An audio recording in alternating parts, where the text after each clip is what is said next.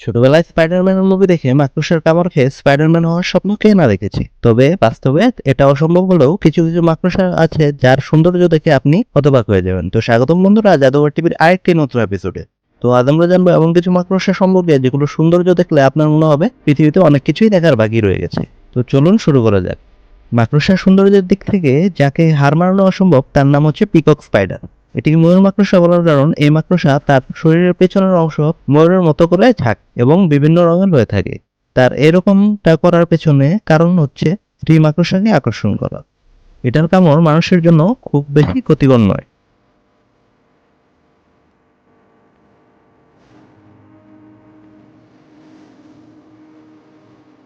এর 2 নম্বরে যে মাকড়সাটি রয়েছে তার নাম গুটি শিপিয়ার। এটি দেখতে অনেকটা সুন্দর, আর এটার আলাদা একটি বৈশিষ্ট্য রয়েছে।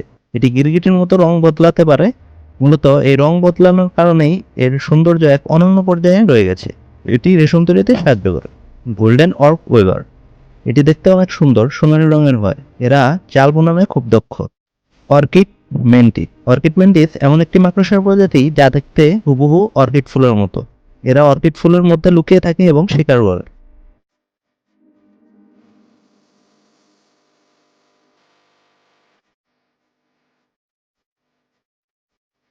The spiny orb weaver spider, এটি অনেকটা কাঁটার মতো দেখতে এবং এরা বিভিন্ন কালারের হয়ে থাকে। মূলত কাঁটার মতো হওয়ার কারণে এগুলোকে দেখতে অনেক সুন্দর লাগে।